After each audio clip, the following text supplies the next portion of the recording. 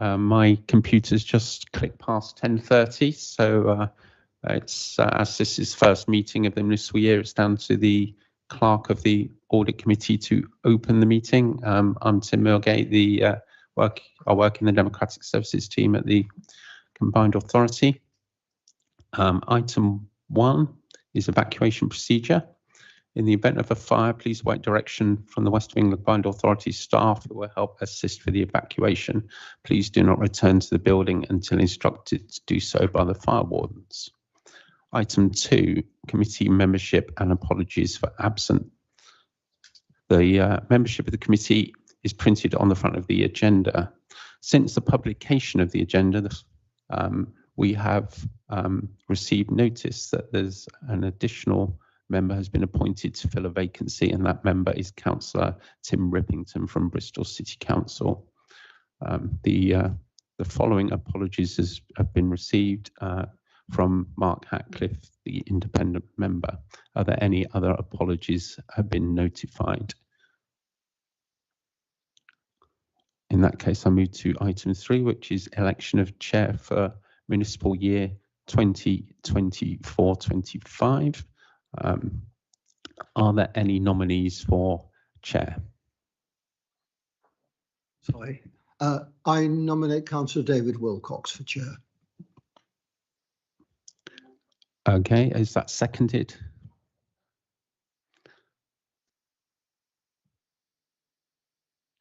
Okay, is there any other nominees?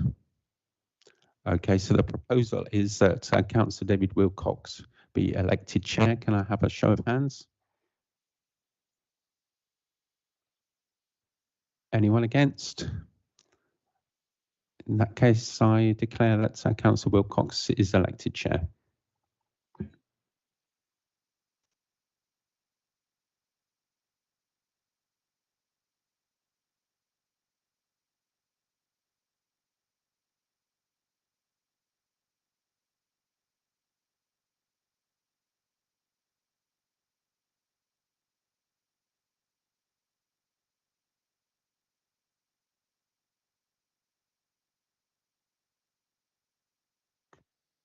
Thank you very much, everyone, and thank you for electing me as chair. I'd like to move on to the next item on the agenda, which is the election of vice chair.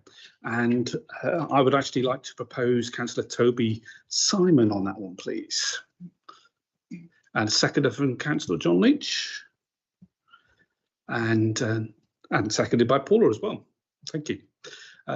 Can we have a show of hands on that one, please?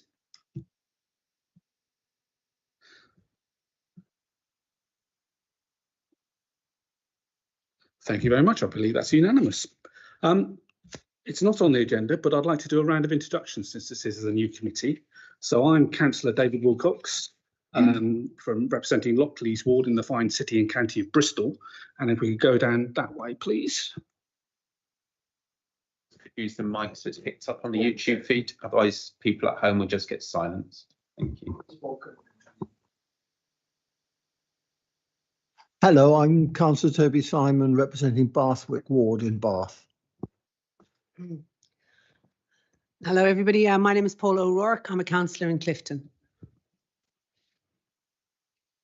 Hi, everyone. I'm Jennifer Whitten. I'm the independent member who joined in March this year. Good morning, Jonathan Hacker, and I represent Stockwood ward in Bristol. I'm Christine Fraser. I'm an independent member. Good morning. I'm Dave Addison. I'm South Gloucestershire District Councillor. Tom Blenkinsop, another Bristol City Councillor for Avonmouth and Lawrence Weston. Tim Rippington, Bristol City Council and Brislington East Ward. John Leach, Baines Councillor, and I've been a member of the committee for a year. Thank you for that. And now let's do officers, please. Morning, members. I'm Bob Brown. I'm the Director of Legal Services and Monitoring Officer. Good morning. I'm Rachel Musson. I'm the Strategic Director of Resources for the Combined Authority and the Section 73 Officer. Hello, Tim Millgate, Democratic Services. Solange Russell, Head of Finance.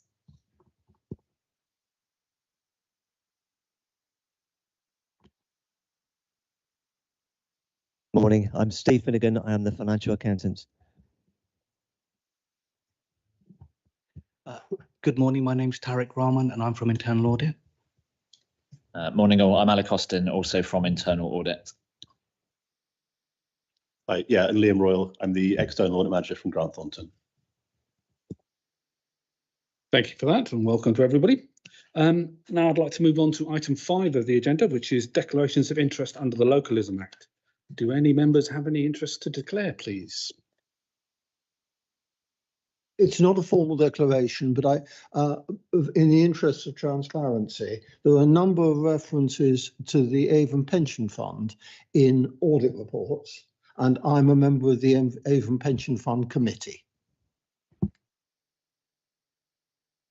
Thank you for that, Toby. And as a reminder that members should provide the authority with a copy of the Register of Interests form, which I think is an online process now. Is that correct? Chair, those forms have been circulated to members electronically, so they can fill them in and send them back by email. That's fine. Thank you. Thank you, Tim. Right, let's move on to item 6, which is the terms of reference. Has everybody read the terms of reference of the committee and happy to accept it or note it, please? I think we can take that item as noted then, please. And now we'll move on to item 7, which is the minutes of the meeting held on the 4th of March 2024. Has anybody got any questions on those minutes or changes? No? Excellent. Can I have a proposer and seconder for the minutes? Thank you, Toby. And sorry, I can't read that far back. David Addison, thank you. And a vote, please, to accept them. Thank you very much. Now we'll move on to item 8, items from the public. And we have 4 questions from 2 individuals. Let's move on to find that document. So the first question is from Mike Oldgreave. Mike, would you like to ask your question? We don't allow people to read their questions. Okay. But if they've submitted a statement, they can speak on the statement. And so. Mike did? Yes. Yes. Okay. Mike, if you'd like to speak to your statement and then ask any supplementary questions that you have, please. Good morning, everyone. Apologies to those who may have seen some of this information before in my statement, but I just wanted to make everyone aware of the background to my questions to WECA. I'm just very concerned about the pushing of the boundaries of the procurement process all the way along on this particular programme. And the involvement of the former Deputy Mayor at Bristol City Council. As you can see, it's a tangled web with various funding methods used to fund this programme and ultimately to fund the Stepping Up Leadership CIC, of which Asher Craig was a founder director. I think perhaps part of the issue with this is it's a DEI, diversity inclusion initiative, equality initiative. And maybe it was seen to be a good thing. And I'm sure that there has been some good work done. But the problem is that we just don't know that with upwards of £1 million being spent, that the public have got value for money because there was no effective procurement process here. And my concern is that people will see this as a model for the future. And in my opinion, it most certainly should not be a model for the future. Senior officers appear to have been pulling strings or using their options, all the options to keep this programme going. And even the and WECA, I still don't know how much WECA have actually funded on the basis of as I said before, incomplete accounts. And despite all the capital that's been given to this company or companies, there isn't a balance sheet, so we don't know what that constitutes. Thank you. Thank you, Mike. Do you have any supplementary questions or what? We just allow people to.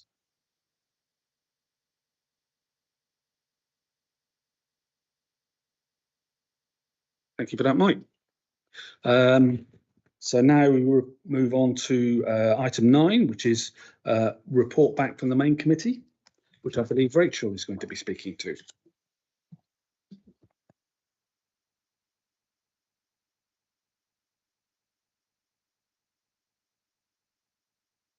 Apologies.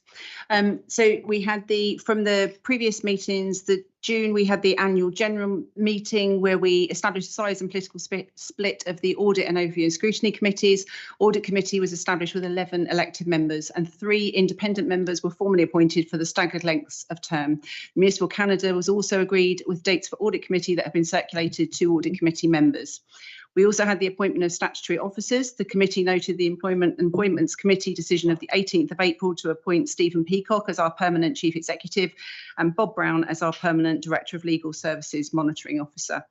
We also had the March 24 Combined Authority Committee meeting, which saw the transformation programme, where the committee noted the work would soon commence to support the Solace 1-year follow-on report from the independent peer review, and the programme to be reviewed and updated as required to respond to the issues set out in the best value notice. We had a governance update where the committee adopted the LGA model of code of conduct and appointed an independent panel to assist with the dealing of the code of conduct complaints. We had the budget forecast where the committee noted the forecast position for the combined authority revenue budget and the mayoral revenue budget. And March 24 joint committee, we also received a report setting out what represented the revenue and capital forecast of the combined authority committee for the financial year 23-24. Thank you, Rachel. So now we can move on to item 10, which is the forward work plan, which Solange is going to be speaking to. So this is the forward work plan, which outlines a schedule of reports to be presented to the audit committee at each of its meetings during the next year. Please note that certain reports have to be presented at specified meetings to comply with statutory requirements, such as our statement of accounts. So the audit committee is asked to review and comment on the forward plan and propose any changes or recommendations. Thank you, Solange. Does anybody have any questions about the forward plan? No, but I have one.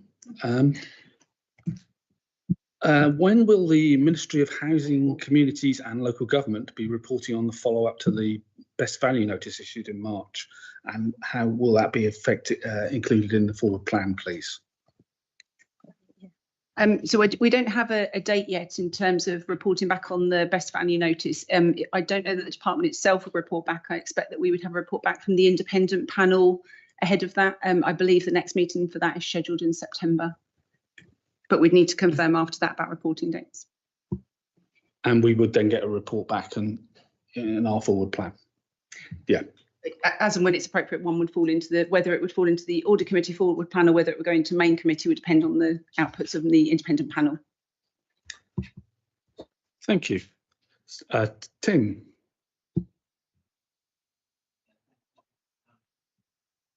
I note that the sign off of the audited final statement of accounts is down for the Monday 9th of September meeting. Just wondering if that is just an ambition or whether we actually think we will get them signed off by that point, because I don't believe we have in the past. Thanks.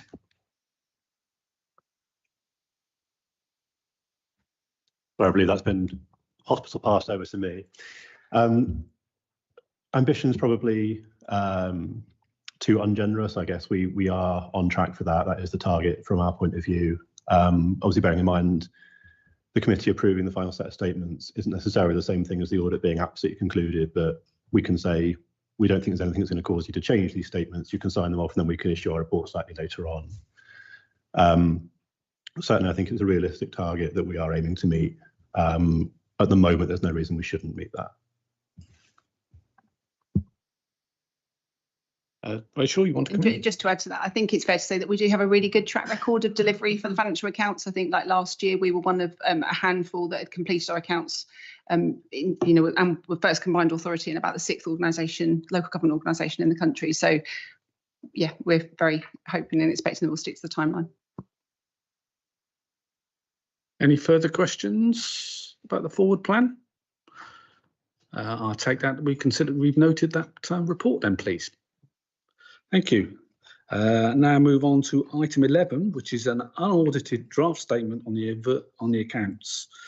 And Steve Finnegan's going to be speaking to that, please. Thank you, Chair. Yeah, just to reiterate what we've just been speaking about, really. We are now, I think, roughly 3 weeks into our audit of the draft accounts. So just to confirm, we are on schedule. There have been no issues, I believe, so far. We've still got a lot of work to do to get through over the coming weeks and certainly in the months. And we intend to take members through during an informal briefing, which we're hoping to book in early part of September, and take you through the key points in the draft accounts with some explanations behind some of the variances and the key numbers. Thank you, Steve. Any questions for Steve? Then I suggest we note that then, please. So moving on to item 11, the Treasury Management Outturn Report. And Steve, that's back to you. Yes, thank you again. So the Treasury Outturn paper, this is prepared in accordance with the SIP for Treasury Code of Practice. The code requires the committee to consider the Outturn report at the end of each financial year. The key points from the paper then, the investment position of the mayoral combined authority as at the 31st of March was £382 million. These funds are invested across a diversified portfolio. Those are shown in Appendix 2 on page 31, and the average rate of our investment return last year was 4.4%. The return on investments during the 23-24 financial year, these were 13.4 million and were against a budget of 4 million, which is a positive variance of 9.4 million. We based the budget on a rather conservative fall in our investment balances to be between 230 and 300 million pounds last year, with an average rate of 2.5%, which was close to what the interest rates were back in October 2022 when we were setting the budget. The authority's prudential indicators for 2023-24, which manage our exposure to risk, these were agreed at committee back in January 2023, and the performance against these key indicators are shown in Appendix 1 on page 30. The interest rate indicator has breached its target due to the current high levels of investment balances, of which 160 million matures over the coming summer months. All the others were in target. Difficult economic conditions continue to have had a negative impact on our pooled funds, and these are detailed in Appendix 2 on page 32. These show that those funds have still not recovered from the large falls in the previous year. The capital value is £4.2 million less than the purchase price, but these funds do offer enhanced returns over the longer term, but unfortunately are volatile in the short term. Where our investment has returned and has exceeded budget, we have increased the Treasury Management Earmarked Reserve by 2.6 million to now be 4.2 million. These will help manage the risk of future volatility and fair value movements, particularly with the statutory override ending next year. And now I'm open to any questions or comments on the report. Thank you, Steve. Jonathan and Tim. Thank you, Chair, and thank you, Steve, for your presentation. I note that the investment balances have increased from 354.8 million to 381.6 million over the year, so an increase of 26.8 million. I think in your presentation you said that the investment balances were budgeted to fall. Yes, they were. Each year we are rather conservative with our estimation of where we'll be. We were expecting, for example, CRSTS to have spent more during the year than has actually happened. Our investment balances have increased. That's driven mainly by that particular project. Yeah, can you remind me of how much they were expected to fall by? We were expecting it to fall below 300 million. We were 354, I think, the end of the 22-23 financial year, and we were expecting that to come down to below 300 million pounds. Yeah, so there's significantly more cash available. At the moment, there is, yes. And is that attributable to one project or a number of projects? It's over a number of projects, the biggest being the CRSTS project. Right, yeah. Mm-hmm. Which ratings agencies do you use in order to check the counterparties, the authorised counterparties' credit ratings? Is it S&P, Moody's, Fitch, or do you look at all three? We use all three, and we also take advice from Arling Close as well, but certainly we use all three. Okay. In the table on page 31, it says that, well, it indicates that most of the investments are placed with government, including local authorities. That's 278 million. Is that mainly sort of local authority time deposits, or are there any gilts in there? It's all local authority time deposits. Right. Yeah. On page 32, yes, the pooled funds, been a reduction in the value of pooled funds in the year of 4.2 million. I question really whether the authority should actually be placing investments into instruments where there's the potential for capital depreciation. Obviously, there's also the potential for enhanced returns over time deposits, but I think that a reduction of 4.2 million in the capital value of these investments over the year is very significant, and I'm quite surprised that the Treasury policy would allow the authority to invest in instruments where there is a risk of capital depreciation. Is there any possibility that the policy on that might be reviewed at some point in time? Well, we're always willing to review the policy. We set our strategy and take it to committee at the start of a calendar year. The 4.2 million pounds fall in the capital value. That's actually from the year before. It was 4.4 million, so it has recovered slightly. And the large fall was a number of problems in the market. The war in Europe, in Ukraine, was partly there. It's the knock-on effect of COVID. Those markets fallen as well, and the impact of Brexit, which is all three combined, have caused the markets to be volatile, certainly with funds. One of the main reasons we ventured in to these pooled funds was back in the day when interest rates were 0.101% and 0.25%. So our returns on investments were very low with what we could receive from local authorities. Considering these pooled funds were achieving above 4%, it was a reason at the time we ventured into them.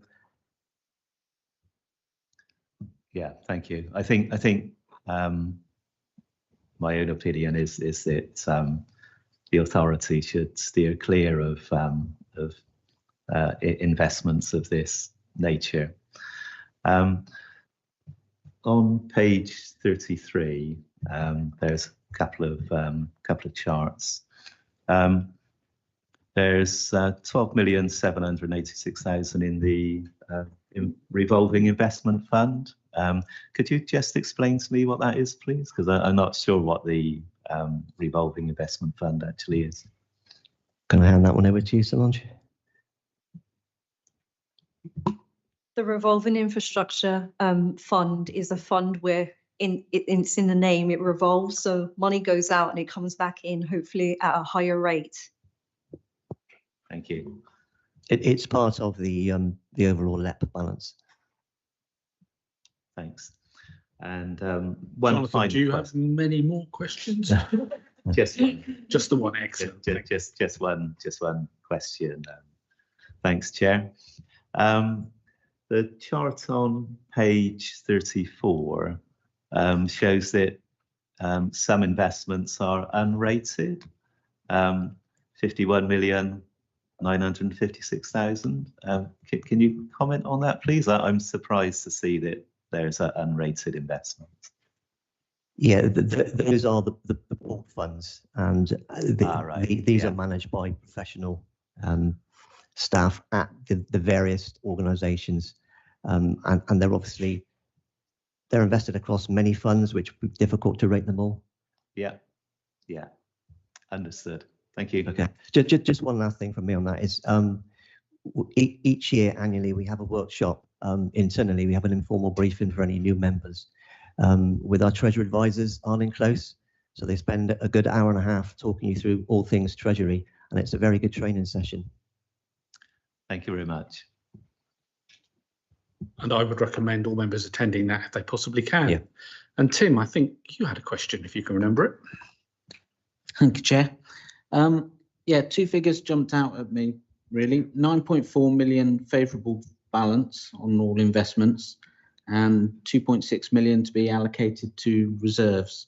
Are these two referring to the same income? That was the first. Yes, the 2.4 million is part of the 9.5 million. Yes. So that means we'll be putting 2.6 million into reserves, and the authority will still have an extra 6.8 million on top of what it was expecting to have. That's correct. Some of it has gone into the general fund to top up that reserve. Okay.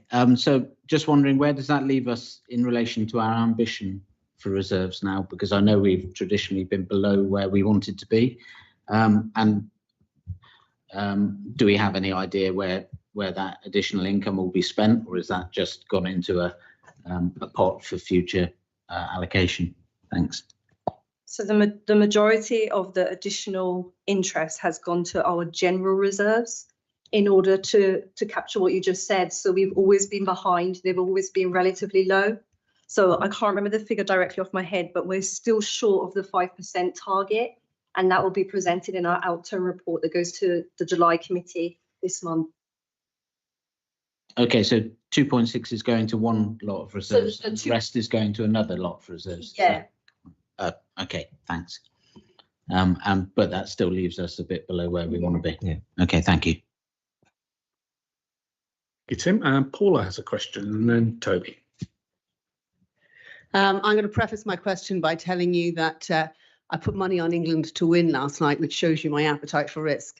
And the question is, it comes from the previous questions about the pooled capital investment. And if I understand it correctly, what you were saying was that this strategy was developed when interest rates were so poor, and then events, dear boy, happen. So it's showing this loss. But I would think it would be useful in order to be able to consider the strategy going forward, to understand over the length of time that you're using those pooled resources, what the actual bottom line figure would be. Because I would imagine that in the years or however many years you were doing it, it was probably quite beneficial. And that figure is disproportionate to the overall benefit of those pooled resources. And is it possible? I mean, I don't think it comes to this committee, it goes to the other committee for them to make that decision for the strategy. As you said, you set it every year. Will they have that information so that they can make a strategic, decision about whether the pooled resources are better, or, as is being suggested, go home to safety? If you understand me. Yes, I do understand. It's the information is available whichever committee we take it to. If it's not available at the time, we can certainly bring it to members fairly quickly afterwards and get it to you by email. The actual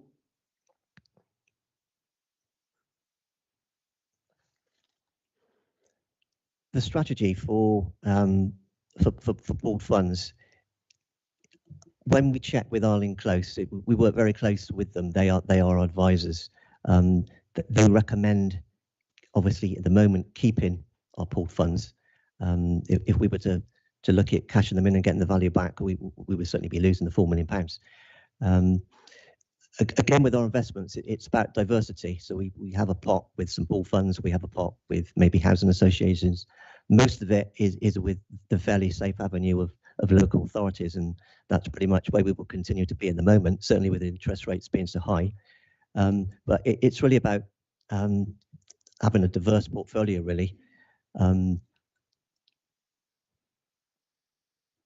That's it. Yeah. Thank you, Paula. Toby? Yeah. Any more? Because I have one more. Okay. On page 29 of the big bundle, paragraph 6, you talk about the climate change implications of this report, and you talk about a corporate carbon management approach. Where is that detailed, please? Because I can't find that on the WECA website at all. I believe that's a work in progress. And will that be coming to which committee? I can follow up with the Director of Environment on that one. I think he updated this comment, so I can provide an update for you outside of this meeting. Thank you very much. Just to add to that, actually, we've got climate papers coming to different committees. So what we'll do is make sure that the next available opportunity that will include specifically in there the reference to that. But as an organisation, we do have an approach to carbon management which is being developed, and we are using the ethos of that throughout all of our development of work and reporting. So we'll just make sure that we're clear on what, where and when. Thank you very much, Rachel. So this report, I think, is for noting. So do we consider it noted? Any dissenters? Thank you very much. So let's move on to item 13, which is the West of England Combined Authority Audit Plan. And Liam Roll of Grant Thornton, I think, is going to be speaking against that. Yes, thank you, Chair. So I will take the paper largely as read. I'm sure it would be even less thrilling for me to read it to you than it was to read yourselves originally. I will just pull out a couple of key highlights just to bring to your attention. Firstly, if this is the first time members are seeing one, this does briefly kind of set out what our plan is for the audit. You'll appreciate, as Steve said, we're about 3 weeks into that audit now. We would usually prefer to bring this to you earlier, but time of committees didn't favour us there. Most of this deals with the financial statements audit, which is what we're currently undertaking. You will note also there is commentary on the value for money work that we do and the sort of statutory weaknesses reported in prior years and so on. Those reports were intended to come to this committee. I think the election scuppered that because there was some PERDA considerations, especially obviously with the mayor also running in the election for North East Somerset. So those will be with you in September, along with the output of this audit. Couple of brief notes, as I said. Firstly, you'll note on page 13 of our report, which must be 57 of your papers, we mentioned materiality in terms of audit materiality. That has changed since the planning stage. We reference in there that it can be updated. In this case, once again, the Combined Authority's expenditure is quite a lot higher than it was in the prior year. And so we've adjusted our materiality to match that. It's now around £4 million.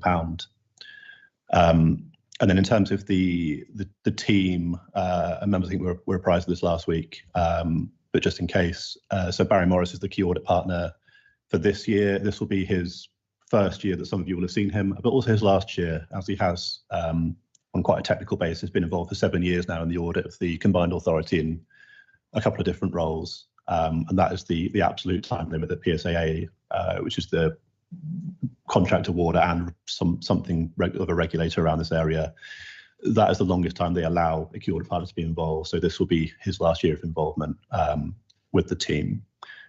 The only other thing to mention on PSAA is members will note the audit fee disclosed in there is quite a lot higher than last year. That's just due to the most recent contract round beginning 23-24, which was the year, which is the year we're currently auditing, where fees generally rose. I think the combined authorities, it's safe to say, rose more than most, which mostly reflects that in 2017 it was much smaller than it is in 2024, and therefore the audit has become more complex and more resource intensive. That's all from me in terms of commentary, but happy to take any questions. Do we have any questions for Liam?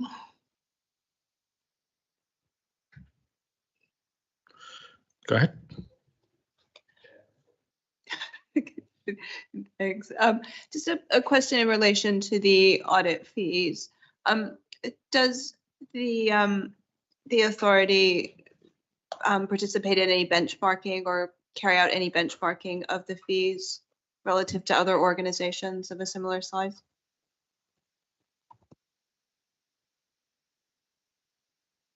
We haven't to date carried out. It's I'm not sure that you can do much about the fee, can you? It's yeah. Yeah, so just in terms of the fees, so I mentioned PSA, their public sector audit appointments. So they manage contract awards for most of the public sector. I believe in the last round it was 97%. This round it was 99%. Sorry, I say public sector, for local government, I should say. And they manage that process for 99% of local government bodies. So is there benchmarking? I suspect probably not, but the benchmarking would be, well, this is what PSA have said for everybody. It's all gone in the same direction. There's not really been any differentiators from that. That largely reflects that the last contract award in 2017 was a very, very low fee in circumstances where central government was arguing fees should be lower, and it was about value for money. I think what that produced was an audit market where, hundreds of opinions are now unsigned. Several firms have left the market. I think performance at Grant Thornton is something like 65% of 22-23 audits were signed off in May.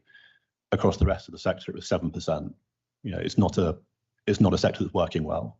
And so what PSA were reflecting on was, we need to be making this something that is actually, profitable and worthwhile for private sector entities to be involved with, because currently we're not getting them. They're not interested, and the work is not being completed to the standard we require. So it's not WECA uniquely that's had this. It's the entire sort of local audit market to reflect that position. I think the small number of authorities that weren't involved in PSAA, I highly doubt that they are in a different position, because our point of view is that that's the market price. And certainly if you look at the NHS, where the tendering is done by individual bodies, the price has similarly risen in the NHS market substantially over the last few years. And certainly I did a tender 2 years ago where we thought we were going in quite high, and now we look at it again and go, oh, we underpriced that. So it's the direction of travel in the market generally. Thank you, Jennifer. Toby? Yes, I think as an audit committee, our interest is in having a high quality audit that meets all the required standards. And the previous contracts didn't allow that, and they were cheap and nasty, if you like. So I think we should welcome setting a fee competitively, but at a level that will enable us to have a properly funded audit.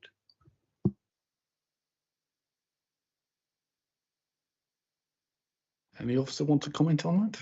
No? I'm happy to comment. I just think in terms of with that PSAA oversight on the fees, it somewhat isn't in our gift to determine it. But I echo the point about having quality audit. That is really, really important. The other thing is that as an organisation, we are changing and developing quite a lot. So there has been more audit work required as a result of the changing organisation too. So that obviously is reflected in the fee as well. Thank you. Any other questions? I think we can move to note that. Any dissenters? Thank you very much, Liam. So let's move on to item 14 from Grant Thornton again, informing the audit risk assessment for the West of England Combined Authority. And I think, Liam, you're going to be speaking to that? Yes, thank you, Chair. This paper, which we generally abbreviate as the ATARA, because it's a long old thing to say otherwise, is something we send to management every year as part of updating kind of our understanding of the entity and what's gone on since the last audit. Realistically, we haven't left it 9 months before we find the stuff out, but it is kind of a formal process for doing that. Again, I'm largely going to take it as read in terms of the contents. From my point of view, there was nothing in there that was surprising in terms of the questions we asked. We were mostly, well, we were aware of most of these things already, and therefore it's more about formalising that knowledge. We only bring it to committee so that, you know, as those charged with governance, you get a chance to see this and see what management have told us. If you do strongly disagree with any of it, then you know, please feel free to comment. I should also mention that we separately inquire with the chair, which would have been Jeff previously, I think in April, and get his views, also get their view as the chair in terms of some of the other matters around kind of, you know, litigation and claims and fraud and that kind of thing, and that kind of supplements this information. But yeah, happy to take that one as read and field any questions if there are any. Any questions from the floor? I have one. Since April, the world has significantly changed in terms of the government, and also the role of the chair of the combined authority is now also the mayor of, so the member of parliament for, is it Mendix? And no, Somerset and Hanham. Has that risk, will that risk be quantified of him doing two roles? Be your part of your report or somebody else's, please? So in terms of the reporting for 23-24, no, because obviously it's backwards looking. You know, we're looking at effectively how things were at the 31st of March. The value for money work, the auditor's annual report output has more scope to kind of look at those things if they have an impact. I would think if there were any impact, it would likely not be easy to quantify between now and September, and certainly wouldn't have been, you know, if they'd come to this committee as planned in July. As it's something that we'll be aware of and we'll consider, is there any impact on governance? At the moment, we don't know. There may well not be. You know, he certainly wouldn't be the first person to have been a combined authority mayor or metro mayor and an MP. Albeit the exemplar there is Boris Johnson, which I will leave to the committee to make a decision on their view of that. We don't know at the moment. We'll just wait and see, but I can't speak to any potential impact. So you have a watching brief. Thank you very much. Any other questions? Shall we consider that? Oh, sorry, Jonathan. My apologies, Chair. Are we actually on the audit risk assessment at the moment? We are, yeah. Yes, on page 82 of the bundle, you've asked Liam, you've asked the question to management if they've considered and identified assets for which expected credit loss provisions may be required. So in other words, bad debt provisions. And management have responded by saying that it's their intention to increase the Treasury management reserve, in other words, bad debt provision, to cover any future potential credit losses on investments for the pooled funds. I just wondered whether you will be making any recommendation on that. I appreciate that when there's almost £400 million available to invest, trying to actually find a home for all of that with institutions which have got gold-plated credit ratings might not be particularly easy, since there are fewer institutions with gold-plated credit ratings now than there used to be years ago. but my feeling is that hard-earned taxpayers' money shouldn't be invested in speculative instruments. And is that something that you would make a recommendation on? Whether we'd make a recommendation on it depends on the detail of the work. It's certainly something we'd look at in terms of is there evidence that there should be an ECL, or there is one in place? Is it sufficient? So it's an area that we would examine. Some of it again depends on that materiality question. If there's £2 million in the pooled fund, it's a lot less material than if there's £400 million in the pooled fund and the possible impact of that. So some of that will come down to those considerations. I think I probably would say that in terms of investments in pool funds, it's certainly not an unusual thing in the local government sector to invest in these. They're generally seen as being relatively safe, a bit more speculative than loan to other authorities. And there's an element, as Steve said, if you diversify the portfolio around different areas within the scope of the strategy and the risk appetite that the authority has set. The £4 million last year is a big headline number. Is that reflective of the overall performance over the life of the pooled fund, over the entire life of the investment, or is it a poor year one-off that will recover in a year or two? That's part of the consideration you'd look into an expected credit loss. What's the likelihood of change and any possible future impacts? And so it kind of depends on what the output of that is, whether we'd make any recommendation. Thank you, Liam. Any more questions? Shall we take that as noted then, please? Yeah. Excellent. Thank you, Liam. Let's move on to item 15, which is the cyber resilience update. Sorry. Oh, sorry, Alex Honning's going to be giving that. Sorry.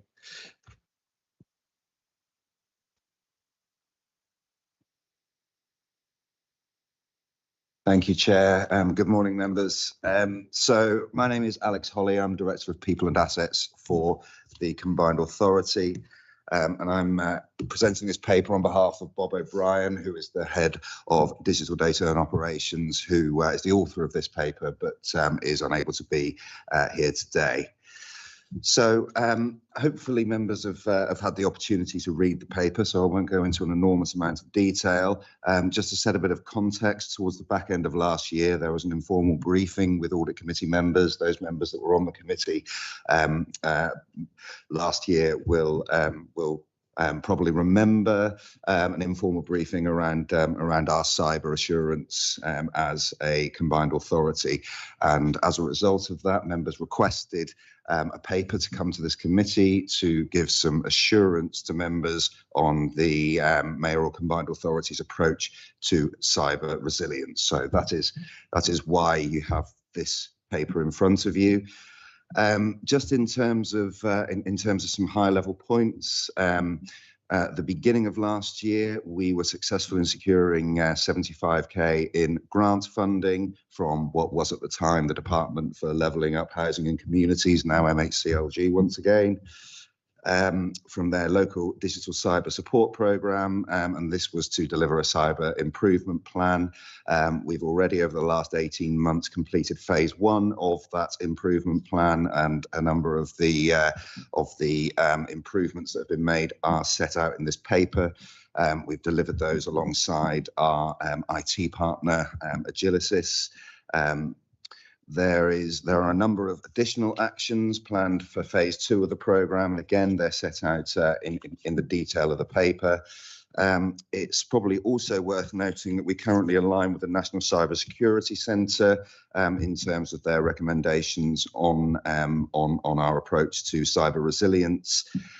Later on this year, we don't know exactly when, but later on this calendar year, what was the Department for Level Up Housing and Communities local digital team are going to release a cyber assessment framework. It's based on Cyber Essentials and it's based on the National Cyber Security Centre recommendations, but will be more bespoke to the local government environment.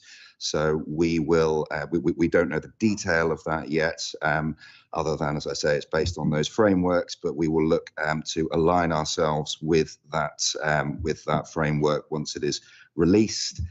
And we also had an audit last year on malware and ransomware conducted by our colleagues in Audit West, which provided reasonable assurance. And we've also achieved our PSN compliance in February of this year as well. So I'm really happy to take any questions, and I'll do my best to answer them now. And if not, I'll take them away, speak to Bob, and come back to members. Thank you. Thank you, Alex. And I believe Tom wants to ask a question. Yes, so I was not part of the audit committee at that time, so I apologise if this question's already been covered. But I look at the on the key risk of not being able to fully recover services in a timely manner, and we're now doing monthly rolling disaster recovery plans. Yeah. And I'm just curious if the faults in that are, so you've got it noted that service by service, are we concerned about individual services, or is it the whole structure that is generally insufficient for purpose? You know, where are the faults coming from? Yeah, so I don't think we have any particular concerns. It's really important that we test that on a service by service basis, just to highlight and elucidate if there are any particular areas of weakness or risk. As it stands, we haven't discovered anything that is a cause for concern. It's probably also worth noting that as part of phase 2, we're going to be undertaking some threat simulation exercises. So there's a government exercise called Exercise in a Box, which essentially simulates some significant cyber threats. So that's coming as part of phase 2. So again, if there are any particular weaknesses that are identified through that, we'll be able to take remedial action. I think the point here is around that risk is that there is always an ongoing threat and an ongoing risk around cyber, and I think it's just important that we that we really stress test that as part of our ongoing programme. Thank you, Tom. Any more questions? I've got one question. The cyber assessment framework, will that be actually audited, or will that be just a tick box exercise on behalf of WECA? So I'm not sure. It is being run by MACLG, so there will be some clear criteria that we'll need to meet in order to align with that framework. They're running a program, I think, called Ready for CAF throughout this year, which is essentially working with the department to ensure that we have the necessary assurance in place to enable us to align with that. That said, as part of our ongoing audit program, we are regularly audited on things like malware and ransomware, and I'm happy to work with colleagues such as Tarek and others in Audit West to pick up any specific areas of audit to make sure that we are indeed aligning and that it's meaningful. Thank you, and I believe Rachel wants to come in. Yeah, just a couple of points. So just in terms of that risk, it is kind of a bit of a general catch-all, isn't it? Of course, you know, that because we don't know what kind of cyber risks that present, you know, in whatever presents today may be something different entirely tomorrow. So what we're recognizing in this space is that we are, you know, still relatively new as an organization, and we manage a huge number of things across a wide portfolio. So there's lots of different places where risk could come at us. So in terms of, to your, Councillor Wilcox, to your point around the exercise, regardless of whether it's validated by an audit process or not, I certainly would want to have a great deal of assurance over the robustness of our plans that we have in place against these threats, because we can't do too much about the unknown unknowns, but we can do something about the things that we could potentially present a risk to us. So we take it very seriously, because we are small, so we don't have the same resources or that other larger organisations may have in terms of big teams of people working on this. But the risk to us could be just as great as it would to any other organisation, and the scale of what we manage in terms of our capital portfolio, as amongst others, is quite huge. So yeah, we'll definitely make sure it's a robust process, and if there's any concerns within it, that will come back through audit committee in terms of that assessment. Thank you, Rachel. I'm suitably reassured. We've got some more questions. John?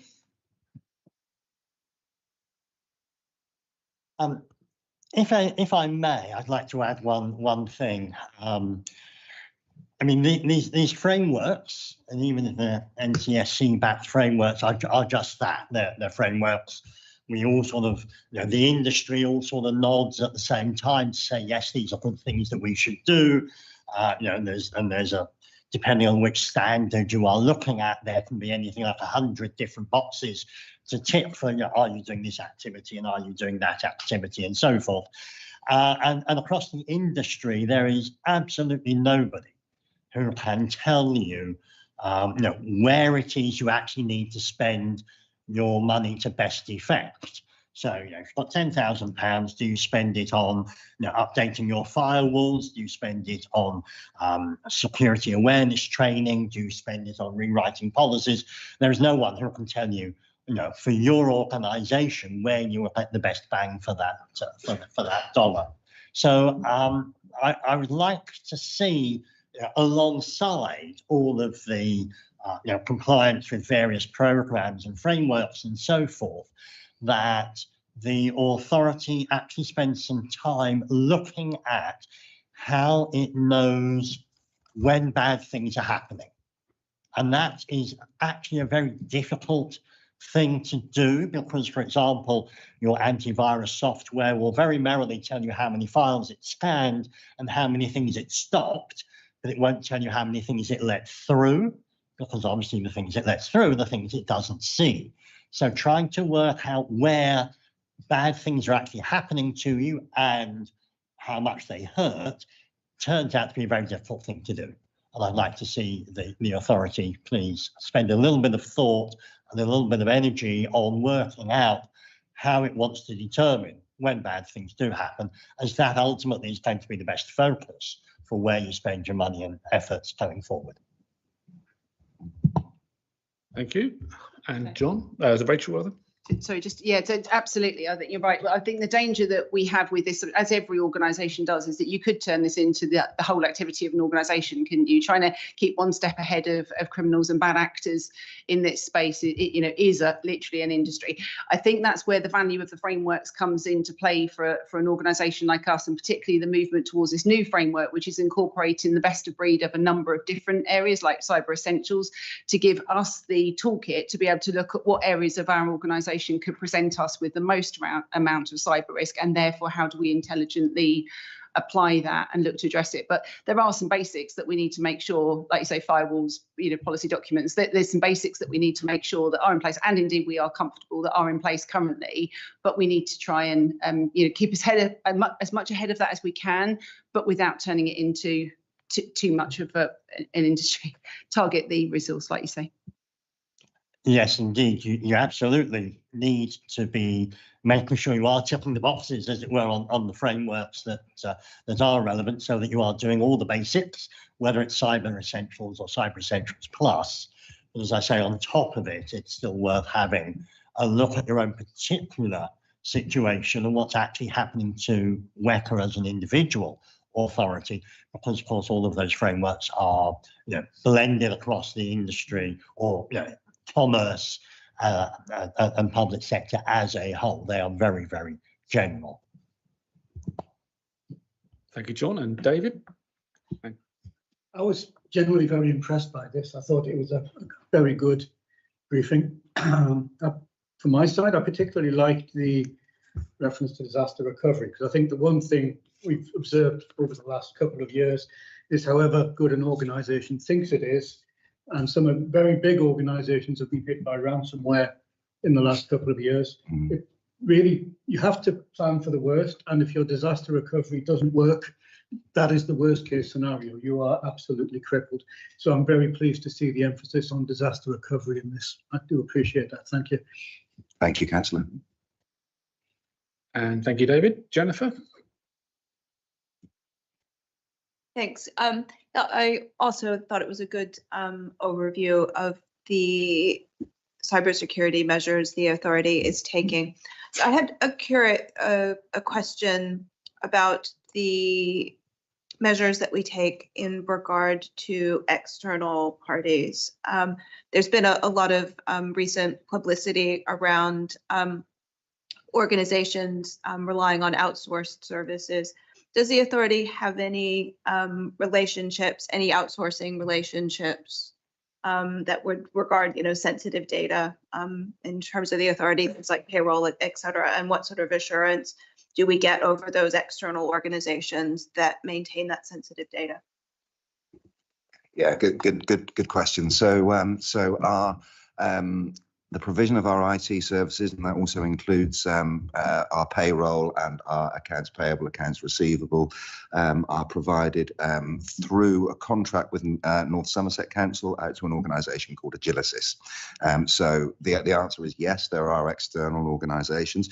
The fact that we're commissioning through another local authority partner is helpful in as much as Agilisis are therefore required in terms of the services they provide to us to meet public sector compliance, and we work very closely with our partners to make sure that compliance is indeed in place and is part of the contract. And there are measures in the contract as well to ensure that we can enforce that. But I mean, as to this point, we've not had any concerns around that, but it's a fair question. I don't know if Thank you, Rachel. Would like to come in on that one? Just on a broader point as well, our information security and data security is an entirely different topic as well that we can happily give you updates on. But we do have a range of organisations that we work with who share our data for different reasons, or data that we share. So usually we would manage that through the contracting route to make sure that we appropriately have the measures in place to ensure the confidentiality of any data that is shared. But largely we're sharing with organisations that are bigger than us or more developed than us or other public sector bodies. So to that extent, we mitigate the risk. We are very careful if we were in any way looking at sharing data with organisations that were less known to us. That probably wouldn't be something that we would enter into for obvious reasons. But across lots of different projects and programmes, there are elements of that we combine under the information security umbrella.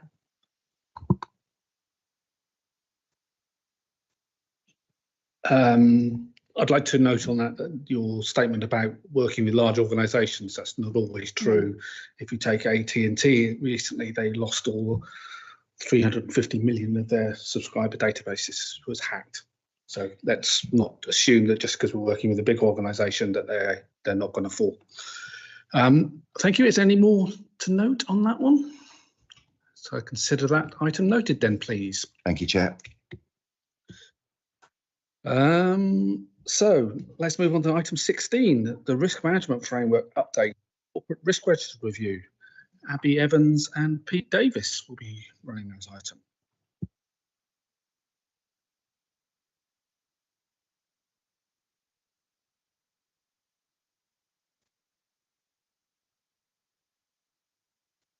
Thank you, Chair.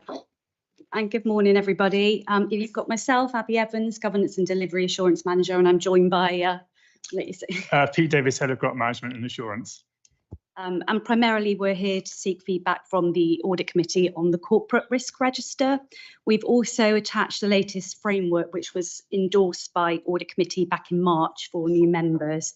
That document sets out our approach to risk management to ensure that key risks to the delivery of our strategic objectives are identified, managed and monitored. And that's due to be presented at our West of England Committee later this month for approval. In section 2 on page 126, we summarise the amendments that have been made to that framework, strengthened by Audit Committee members back in March. So in terms of risk management updates since March, we've begun an initial soft rollout of the framework through promotion using our newsletters and intranet. We've also got additional resources available for staff, templates accessible through a guidance and information tab on our Connect intranet. And there's further training being explored with HR's, our learning and development team, to co-design some mandatory training to share that learning more widely so that we can embed this risk management knowledge within the organisation. The corporate risk register that we put together, this time we utilised a new corporate risk review group with representatives from each directorate, and that's been established to sort of vet and assure the content of the corporate risk register that you see. And our corporate leadership team have expressed a desire for that group and the governance board to play an active role into the deep dives of each individual register.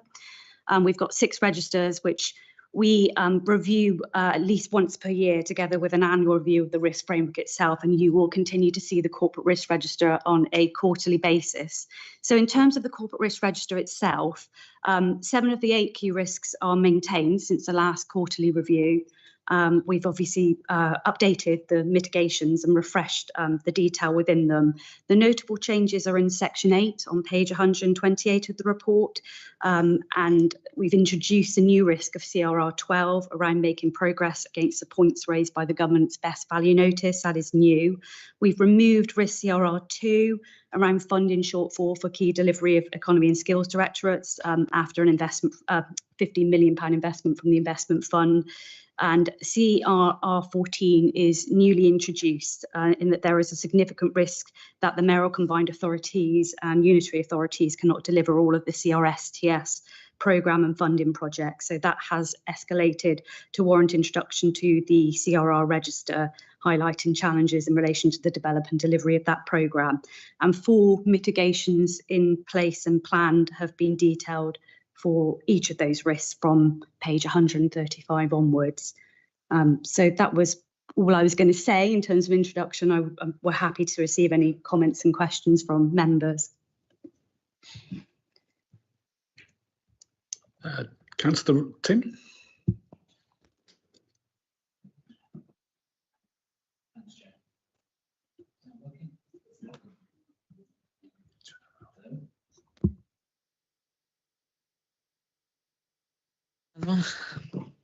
Thank you. No one's working, isn't it? Yeah, the first thing I'm wondering is about, we see these risk registers in Bristol, quite a few different committees, and I think the purpose of audit committee is really to make sure that we're doing them properly rather than delving into each of the individual risks. So I'm just wondering, Chair, what your thoughts are on that. But having said that, I'm quite happy to delve into some of the individual risks that are here. But is it really the role of this committee to sort of be looking at these risks, or is it the role of this committee to be making sure that we are doing risk management properly? The issue in the West of England Combined Authority is that there are no other committees, so it doesn't get any other visibility. So we are the sole providers of the risk assessment, yes. So WECA scrutiny doesn't look at the same reports? This is the forum that we look at risks, but what I would suggest is from a committee perspective, it's also taking the assessments that officers have provided you, that the risks that we have highlighted and the measures that we're taking to mitigate those risks, to see whether you are reassured or not, or assured about whether we're taking the appropriate actions on it. Of course, this committee absolutely has the ability to be able to identify any of these and to ask questions around that. But if we were deep diving into the subject, it would probably move into scrutiny territory for sort of a more robust review. But from the risk perspective, it's that have we captured all the things you would have expected to see, and are we doing something about them? Okay, thanks. I don't think it comes as any surprise to say that the CRSTS is, appears to be a huge risk in terms of not spending the money that we have for that.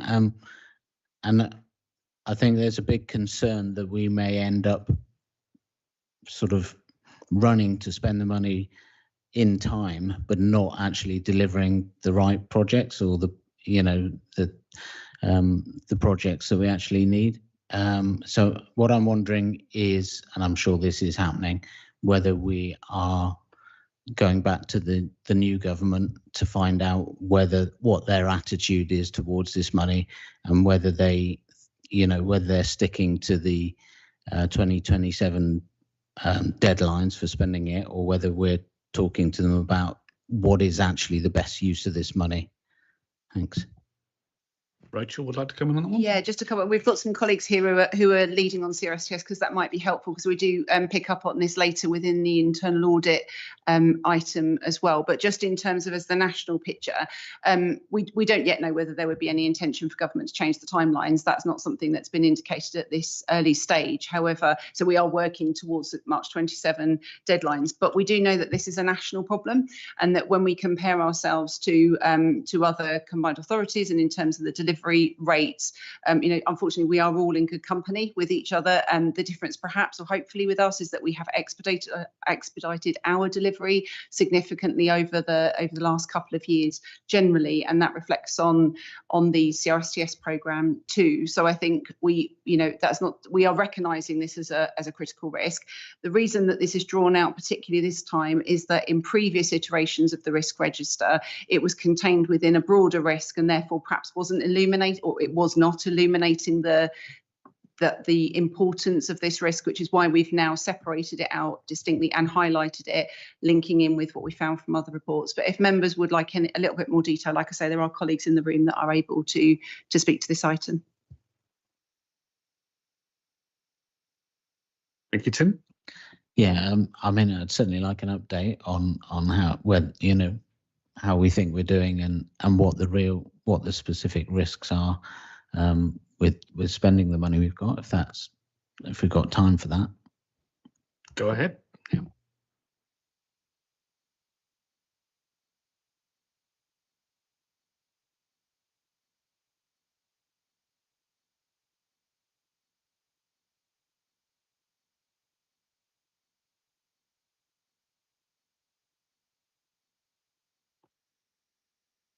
Good morning, members. I was anticipating having a conversation with you on a later item on the agenda, but we'll do it now, Councillor. Thank you, Tim. We recognise, so firstly, the internal audit was helpful in recognising and identifying some of the challenges. Could you introduce yourself? Sorry, my apologies, Chair. Malcolm Parsons, I'm the Interim Delivery Director for Infrastructure in the Combined Authority. And Nuala will take a seat in a second now. I'm joined today by my CRSTS Programme Manager, and I should recognise that when we took the CRSTS audit Q3, Nuala wasn't imposed as my CRSTS Programme Manager, so that's identification of a change we've already made within the programme.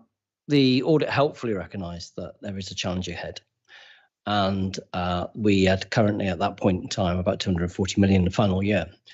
We will take a paper to committee later on this month, which will see a drop in that final year number while we go out to do some over programming, which the Department for Transport's asked us to do up to 25% of our programme. So 135 million pounds worth of work needs to be put into an over programme list. That's not to say there's 135 million pounds worth of activity available to us, because there just isn't.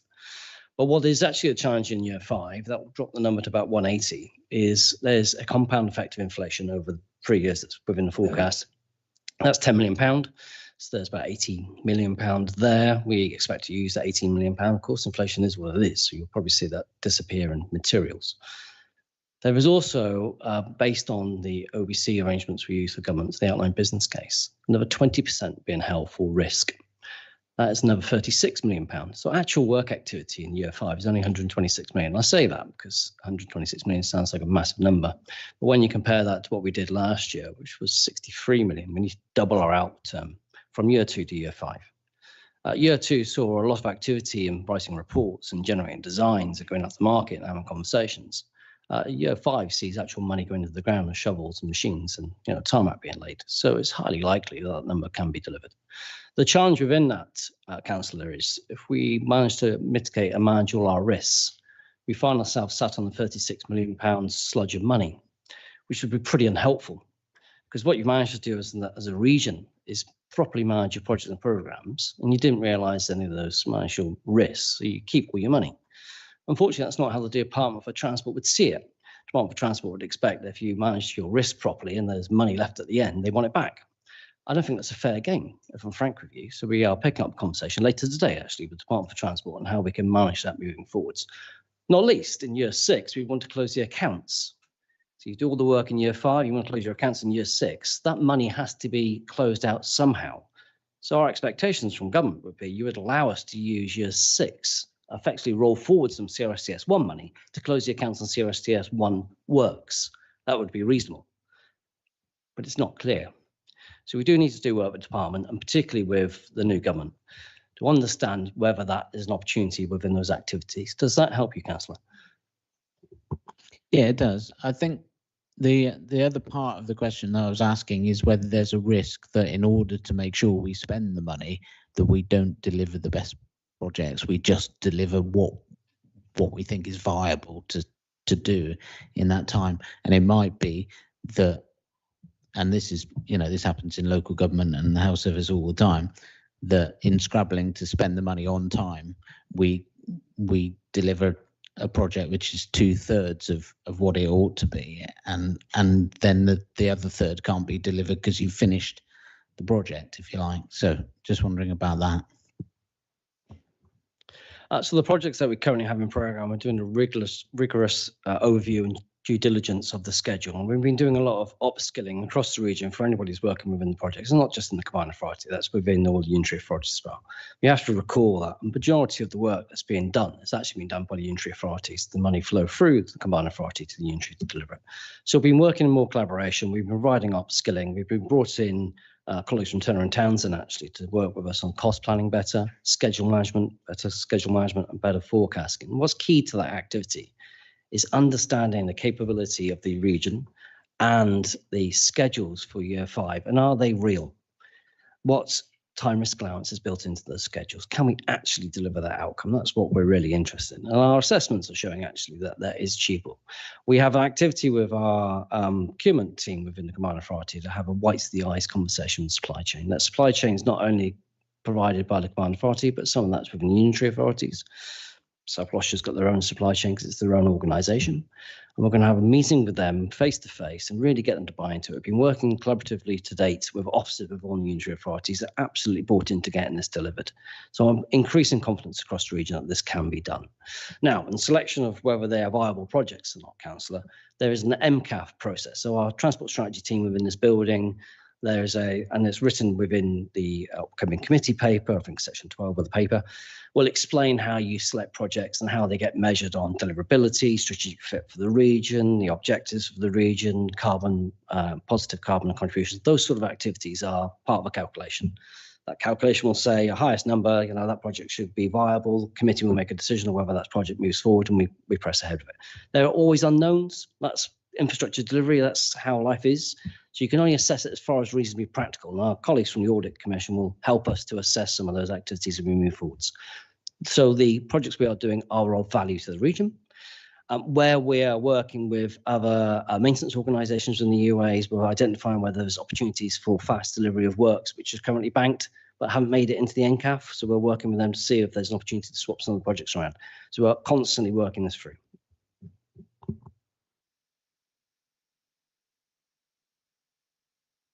Any further questions? Tom?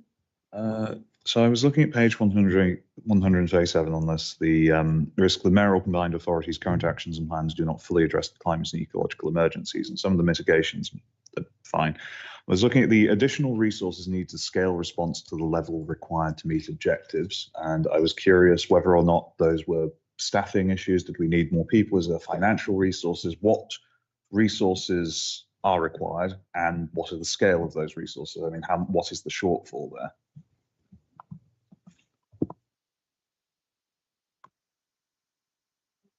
Yeah, I can take that one. Yeah, I think it is all of the above. It is resources, it is staffing, it is capacity. I think one of the things that is being explored is new models of financing. Clearly, the combined authority historically has given out its money in grants, but are there other ways of giving out funding that generates a return, to making the combined authority's money work harder, if you like, in terms of investment, in terms of loans, repairable funding, those kind of models. But I think the details still being worked through, but there is a proposal to bring forward more of that kind of innovative approaches in line with the maturing our investment work beyond just the environment space across the activities of the combined authority. So it's being worked through, but there is as the risk recognises, there is a significant challenge to address through that mitigation. Okay, so just to be clear, we are significantly behind. It's going to take quite a lot to meet those additional resources, or are we feeling like we will be on track, or is that, this is quite, not sure on the right word, but dangerous at this point? I think that the risk seeks to reflect the degree of challenge that is faced by this risk. And clearly there are mitigation actions in place and planned to seek to address that, but I wouldn't want to understate the challenge. Rachel would like to come in. Yeah, I think also, I mean, we take this very seriously. We care deeply about this as a priority for the organisation, and a mayoral priority, and a priority for the region. So I think that's what's reflected in the scale of risk here. That's not to say that we're unique. I'm sure we're not. I'm sure if you looked at risk registers of organisations who take these challenges equally as important, you would probably see them very highly rated on there too. But we do have a number of work streams that are coming through in this area that we will see through committee in due course as well to help mitigate and address this. Christine, you wanted to come in? Hi, I just wanted to ask, given in the draft framework we've got the risk appetite, how does this fit in with the risk appetite, and does that affect how you approach the risk? Yeah, it's a good question. So the risk appetite is new. So we've newly devised this and it's going to go to committee this month. The critical question for our risk appetite is how willing are we as a combined authority to accept the risks in relation to each of the activities in pursuit of what we want to achieve. And we accept that there is risk in all of these activities. So ultimately it's about working within our boundaries and helping to inform decisions for committee on how best to use our funding. So we hope we will embed that in terms of staff scoring our risk and identifying our risk, but ultimately in the decision we make for any of our projects and programmes going forward. Certainly, Jen. Could I just follow up? So looking at how the risk has been described, you've got a current risk rating of 20 and it goes down to 16, but the impact hasn't changed. Is there anything that can be done to try and reduce the impact of not meeting this, or is that pretty much not possible?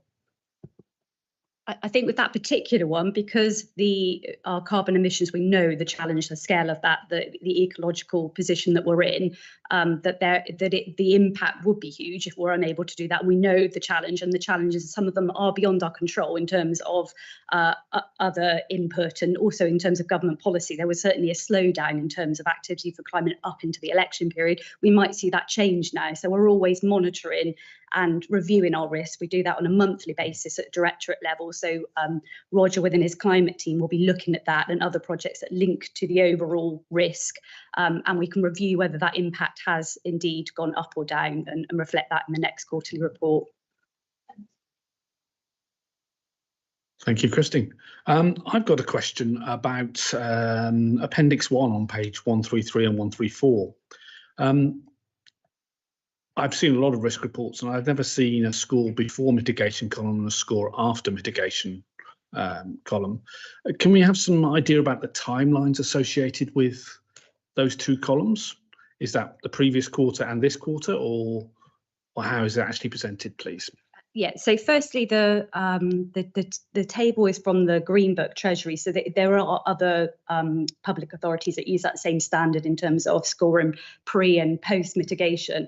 And it's about managing that threat and what we can do to reduce that level of threat. And in terms of the timing, we've tried to be specific about timescales, but it depends on the activity and the risk. So it will depend on each individual one, but we need to make an assessment and give as much detail as possible. And it's worth saying that the risks that you see in the corporate risk register are summarised, and there is further detail that is kept at the directorate level. So there might be more information, and we do a deep dive internally into that information regularly, but you could request for further detail if there's a particular one that you thought that the timing or the impact pre and post mitigation did not seem to be reasonable. Thank you for that.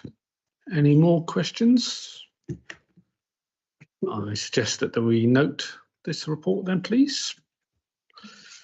Okay, let's go on to item 17, the transformation programme, which Rachel Pikett's going to be giving, please.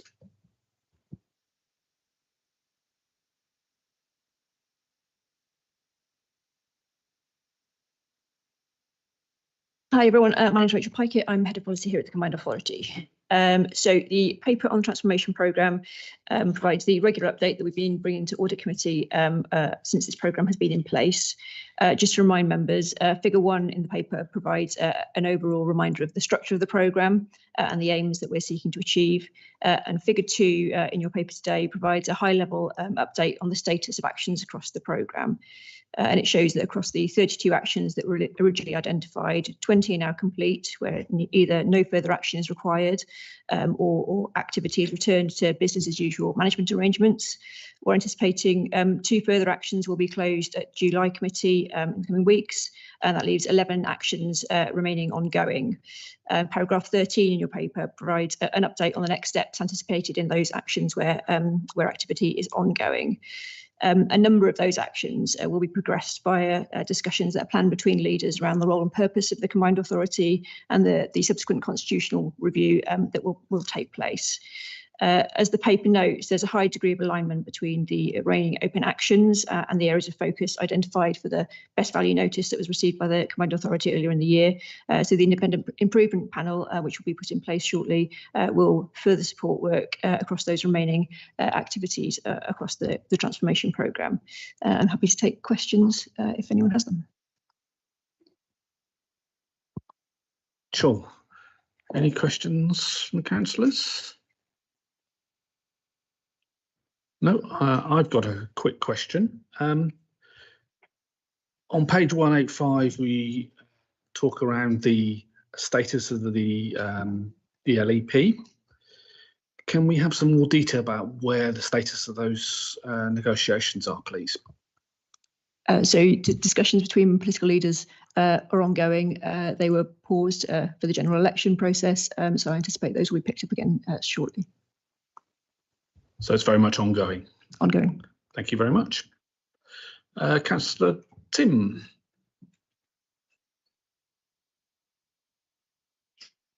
Thanks, Chair.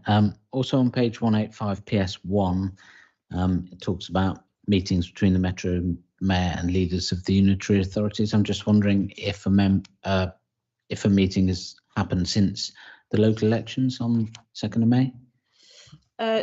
So sadly, shortly after the calling local elections, there was then a general election. So we'd hoped to get a meeting back in the diary, but unfortunately, due to the timing of the general election, we've again had to pause. So we are now working on the next series of meetings. So they haven't progressed as swiftly as we'd hoped, but that's the next job for us. Thank you. Any more questions? Toby? Just to comment that, of course, half the membership who took part in March are no longer there, and there'll be new leaders both from South Gloucestershire and from Bristol City Council. So it's really a question of starting again from scratch, I think. Noted. Shall we move to note this report then? Thank you very much. This report is noted. And next on to item 18. Which is the Mayoral Combined Authority Financial Regulations Update. And John Alsop's going to be speaking to that, please.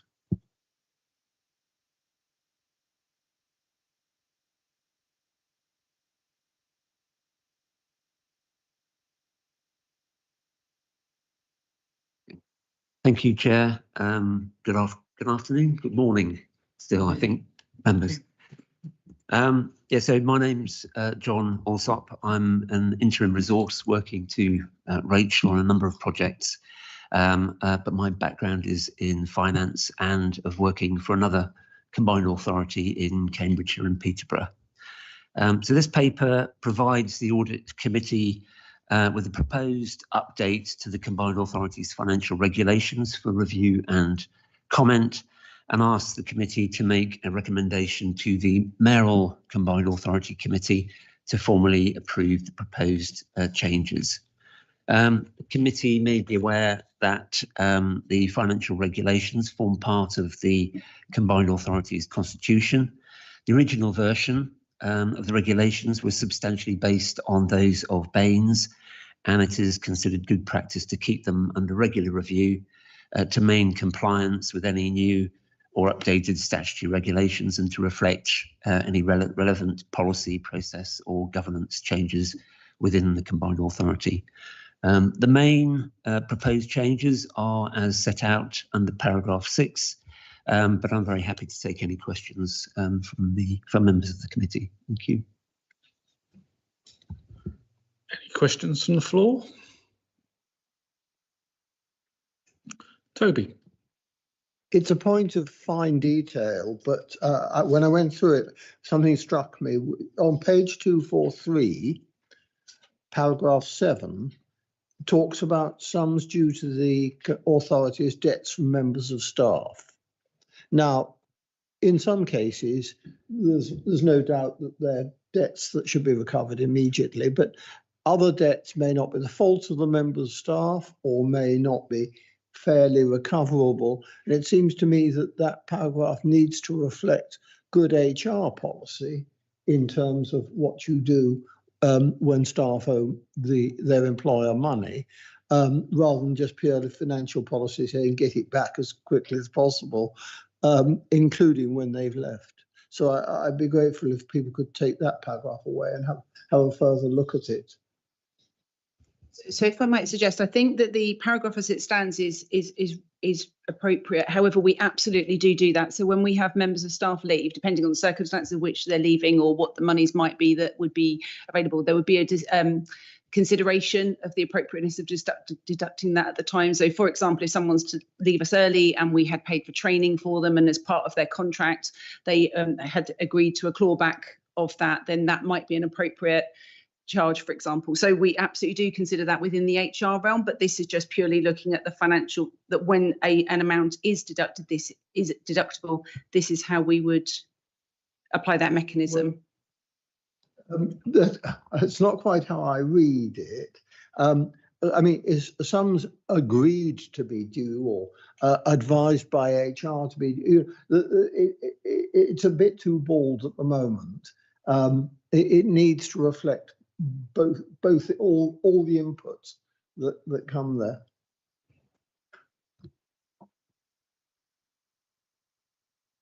Thank you for that. So in future, when the reports come to this committee that are 55 pages long, can we actually have the changes highlighted so that we can drill down and actually look at those? Because 55 pages of text on top of the 200 pages of the meeting notes was quite a big ask to actually us to comment on. So can we have just the changes noted at some point? Yes, I'm happy to take responsibility for that. We did in section 6 of the main report is all the key changes to the report. So we drew them out in there, but we were mindful that there were many members of the new committee. So we included the full version of this. But yeah, in future with a stable committee, we'll be able to provide a track change version or something similar. But we're not intending to refresh these again soon because there's quite a lot of work that goes into doing this. Thank you very much. Jonathan. Thank you, Chair. Yeah, just a quick one, actually. Under bank accounts, banking and cash handling, section 14, and I apologise if I've missed it because I've only sort of scanned through it briefly. I don't see any reference to bank reconciliations and who they're prepared by and whether they're sort of independently checked. And I wonder if some things should be in the procedures to that effect. Yes, we can certainly put some reference about that into the regulations. Obviously, that does happen as a matter of course in terms of the internal finance processes, but we can certainly highlight that if that would be helpful. Sorry, not to contradict you, John, there, but it's on page 245 of the pack. It's item number 8. So you know, bank reconciliations are undertaken and they are audited as well. Thank you. Thank you. Any more questions? So we do actually have to vote on this particular item. So I would like to propose that we acknowledge this report and forward it on to the West of England Combined Authority. Can I have a seconder, please? Tom, you had your hand up first. He's a second, yes. Thank you very much. And can I have a show of hands to forward this on, please? Thank you very much. And those who don't want to?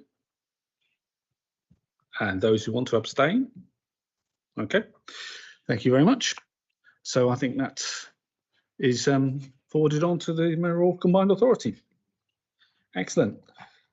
We'll move on to item 19 now, which is our last, oh, no, not quite the last item. Item 19 is the Internal Audit Annual Report, 23 to 24, and I believe Tariq's going to be speaking to that. Good afternoon, all. Okay, so this is the annual report of the internal audit function covering the period April 2023 to March 2024, as well as the formal opinion on the internal control framework. Full detail is included in the report, so I'll just summarize some salient points. We asked the committee to note the internal audit report and the formal opinion on the internal control framework. The committee approved the audit plan for 23-24 at the start of the financial year, and this is a significant source of assurance over the internal control environment. Appendix 1 on page 11 provides an update on the position of the planned internal audit reviews as at 31st of March 2024, showing that the audit plan is complete based on final draft reports or the fieldwork substantially completed. There is one audit still to be reported to management, which is the project management quality assurance. The performance dashboard shows that 90% of audits have been completed within the initial allocation of days. However, while individual audits may have exceeded the original allocation of days for the review to be completed, the overall internal audit plan has been delivered within the agreed total allocation. The performance dashboard records the implementation of agreed audit recommendations from audits completed in the previous year, i.e. 22-23, at 100%. This is a significant improvement on what we reported the previous year, where we reported only 68% of recommendations having been implemented. Looking at Appendix 1, the end of year position statement for 23-24, there were 10 completed audits. 3 received an assurance level 4, substantial assurance. 6 received an assurance level 3, reasonable assurance. 1 received an assurance level 2, limited assurance. The limited assurance rating relates to the work completed on the CRSTS program management audit. The details of this are found in our report to the committee. So just a bit of background on the City Region Sustainable Transport Settlement. I know you've heard this before, but this is a central government 5.7 billion investment in local transport networks aiming to provide consolidated long-term capital funding to 8 city regions across England through 5-year settlements from tax years 22-23 to 26-27. The CRSTS is planned for delivery across multiple projects, some of which have more than one deliverable element. The MCA does not deliver all projects directly, and unitary authorities are also responsible for leading on delivery of projects. Therefore, this is an incredibly complex and challenging area of work. Our work reviewing the CRSTS program management audit resulted in 3 high-risk weaknesses, and associated recommendations for improvement were raised within our audit report.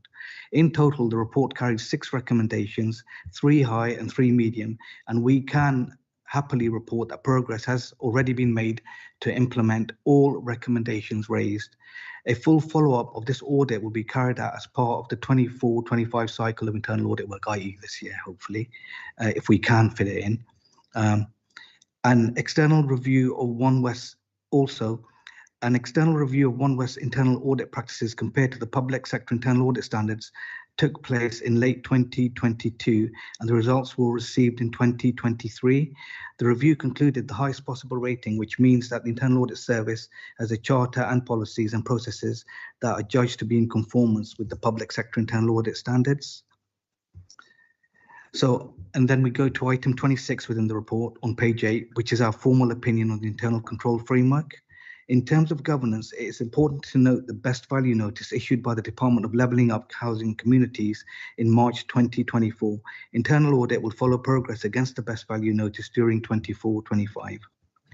Delivery of the annual audit plan did identify some significant internal control weaknesses, as would be expected, but none are deemed so significant for inclusion in the opinion statement, and the opinion of the Chief Audit Executive is that the internal control framework and the systems in place to manage risk at the combined authority are reasonable. Finally, we would like to update the Audit Committee on a piece of unplanned work completed as part of the current cycle of work.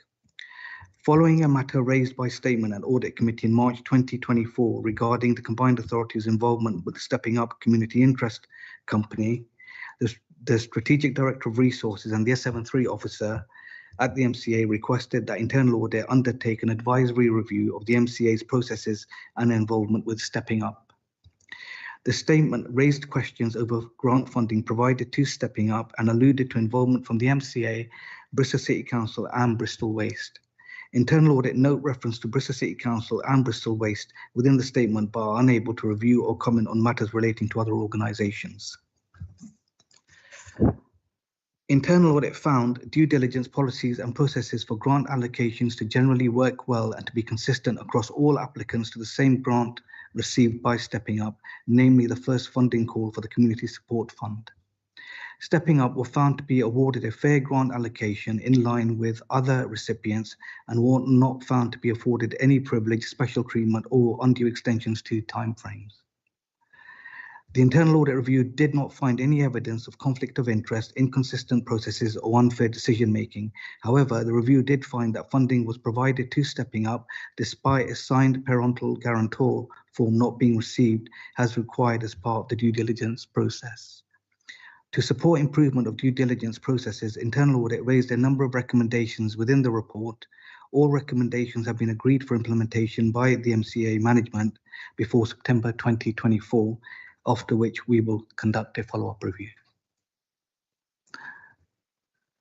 Thank you for that, Tarek. Does anybody have any questions about this report?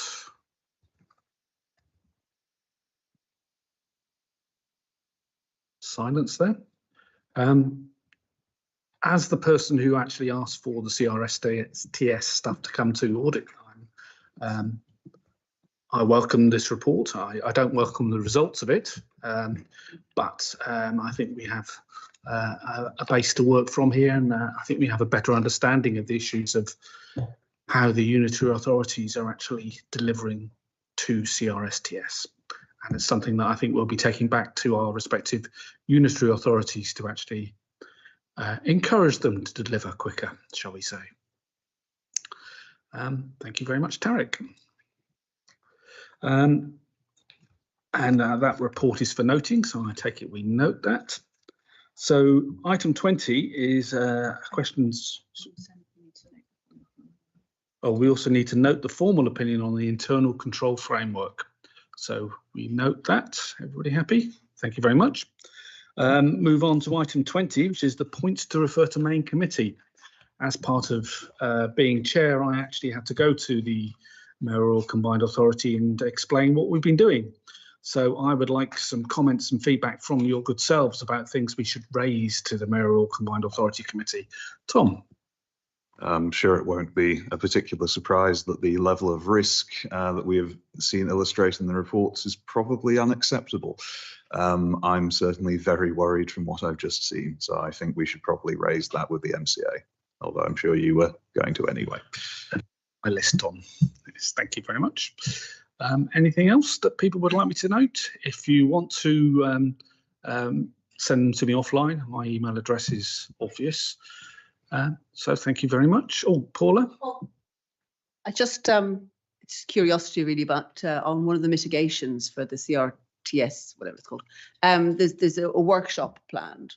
I'd just like to sort of go back and say that, you know, can we find out exactly when that is, more information about it, and, you know, make sure that it really is progressing things quite quickly. So would like to address that. Malcolm?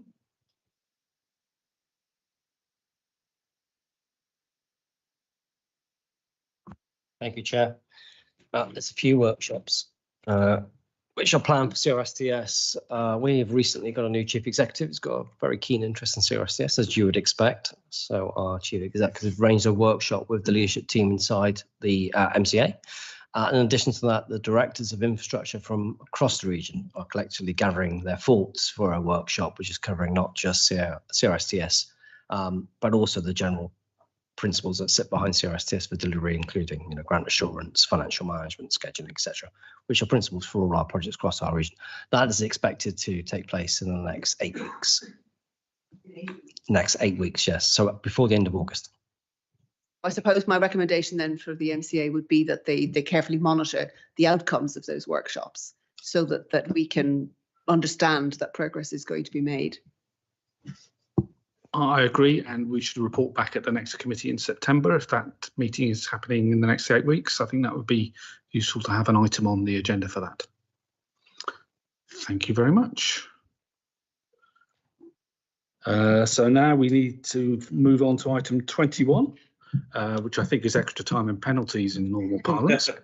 Who would like to give any feedback about how this meeting has been run and the items that are coming to it and things that they would like to see in the future, please?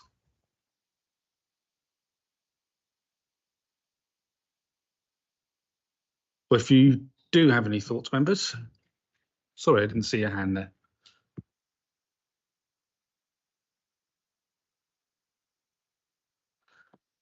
Thank you, Tim. Yeah, if you want to email me, I will take them on board and we'll deal with them later. Thank you very much. So at 12:15, I declare this audit meeting over.